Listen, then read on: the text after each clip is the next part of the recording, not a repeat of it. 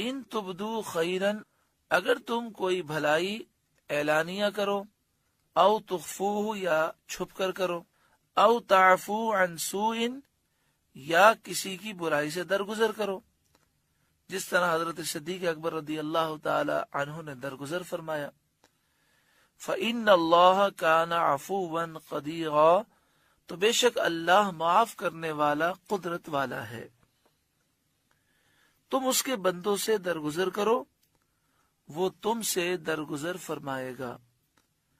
حدیث شریف میں ہے تم زمین والوں پر رحم کرو، آسمان والا تم پر رحم کرے گا۔ یہاں فرمایا ان تبدو خیرن، اگر تم کوئی بھلائی اعلانیہ کرو، او تخفو یا چھپ کر کرو، تو نیکی اعلانیہ کر سکتے ہیں، مگر دل میں نیت صحیح ہونی چاہیے۔ دل میں یہ خیال نہیں آنا چاہیے کہ لوگ میری واہ واہ کریں گے، لوگ تعریف کریں گے، اور جہاں یہ خطرہ محسوس ہو تو پھر نیکی چھپ کر کرنی چاہیے۔ ان الذین یکفرون باللہ، بے شک وہ لوگ جو اللہ کو نہیں مانتے، ورسلہ، اور اس کے رسولوں کو نہیں مانتے، ویریدون، اور وہ چاہتے ہیں، ان یفرقوا بین اللہ ورسلہ، کہ اللہ سے اس کے رسولوں کو جدا کر دیں، اس طرح جدا کر دیں کہ اللہ پر ایمان لائیں اور اس کے رسولوں پر ایمان نہ لائیں۔ وَيَقُولُونَ، اور وہ کہتے ہیں، نُؤْمِنُ بِبَعْدٍ، ہم کسی پر ایمان لائے، وَنَكْفُرُ بِبَعْدٍ، اور کسی کا ہم نے انکار کیا۔ وَيُرِيدُونَ أَن يَتَّخِذُوا بَيْنَ ذَلِكَ سَبِيلًا، اور چاہتے ہیں کہ ایمان اور کفر کے درمیان کوئی راستہ نکال لیں۔ اولئک هم الکافرون حقا، یہی پکے کافر ہیں۔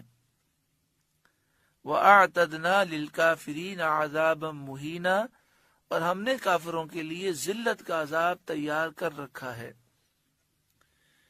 یہ آیت یہودیوں اور عیسائیوں کے بارے میں نازل ہوئی کہ یہودی حضرت موسیٰ علیہ السلام پر ایمان لائے، اور حضرت عیسیٰ علیہ السلام اور سید عالم نور مجسم صلی اللہ علیہ وآلہ وسلم کے ساتھ انہوں نے کفر کیا۔ عیسائی حضرت عیسیٰ علیہ السلام پر ایمان لائے، اور انہوں نے سید عالم صلی اللہ علیہ وآلہ وسلم کے ساتھ کفر کیا۔ تو فرمایا کہ جو لوگ اللہ اور اس کے رسولوں کے ساتھ کفر کرتے ہیں، اللہ کو اور اس کے رسولوں کو نہیں مانتے، اور چاہتے ہیں کہ اللہ سے اس کے رسولوں کو جدا کر دیں، اور کہتے ہیں کہ ہم کسی پر ایمان لائے، کسی پر ہم ایمان نہ لائے، اور وہ کفر اور ایمان کے درمیان کوئی راستہ نکالنا چاہتے ہیں، یہی لوگ پکے کافر ہیں، اور انہی کے لیے اللہ تعالیٰ نے ذلت کا عذاب تیار کر رکھا ہے۔ کیونکہ بعض رسولوں پر ایمان لانا انہیں کفر سے نہیں بچاتا، کیونکہ ایک نبی کا انکار کرنا تمام نبیوں کا انکار کرنا ہے۔ جو ایک نبی کی توہین کرے وہ پکا کافر ہے، جو ایک نبی کا انکار کرے وہ پکا کافر ہے۔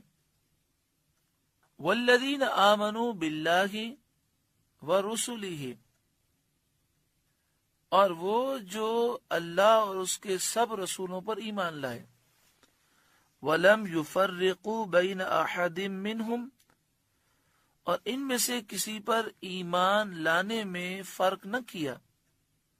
یہاں پر یہ وضاحت کر دی جاتی ہے کہ بعض لوگ اس آیت کا غلط معنی کرتے ہیں، کہتے ہیں سب نبیوں کے درجے برابر ہیں، کسی کو کسی پر فضیلت نہیں۔ اس آیت کا یہ مطلب نہیں ہے۔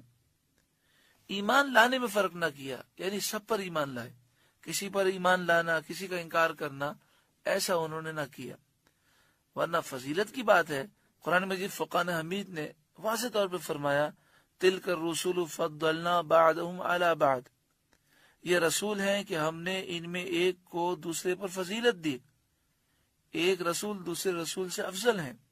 مِنْهُمْ مَنْ كَلَّمَ اللَّهُ، ان میں سے کسی سے اللہ نے کلام فرمایا، وَرَفَعَ بَعْضَهُمْ دَرَجَاتٍ، اور کوئی وہ رسول ہیں کہ اللہ نے سب پر انہیں فضیلت عطا فرمائی۔ تو اس قدر واضح حکم کے باوجود یہ کہنا کہ فضیلت میں سب نبی برابر ہیں، رسول برابر ہیں، یہ قرآن پاک کا انکار ہے اس طرح کی بات کرنا۔ وَلَمْ يُفَرِّقُوا بَيْنَ أَحَدٍ مِّنْهُمْ، اور ان میں سے کسی پر ایمان لانے میں انہوں نے فرق نہ کیا، اللہ پر اور سارے رسولوں پر ایمان لائے۔ أُولَئِكَ سَوْفَ يُؤْتِيهِمْ أُجُورَهُمْ، انہیں ان قریب اللہ ان کے ثواب دے گا۔ وَكَانَ اللَّهُ غَفُورًا رَحِيمًا، اور اللہ بخشنے والا مہربان ہے۔ الحمدللہ سورہ نساء کا 21واں رکوع مکمل ہوا۔ اللہ رب العالمین ہم سب کو نور قرآن پاک سے روشن و منور فرمائے۔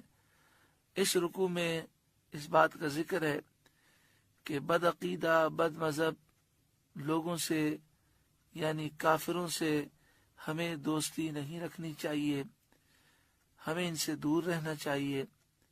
ہاں دنیاوی معاملات رکھنا وہ اور چیز ہے کہ کاروباری معاملات ہوتے ہیں انسان کے، لیکن دوستی کے معاملات، محبت کے تعلقات نہیں ہونے چاہیے۔ اللہ عمل کی توفیق عطا فرمائے۔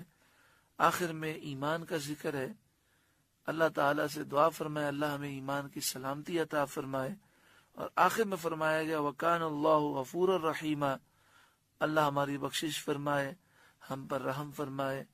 اللہ رب العالمین نور قرآن پاک سے روشن منور فرمائے۔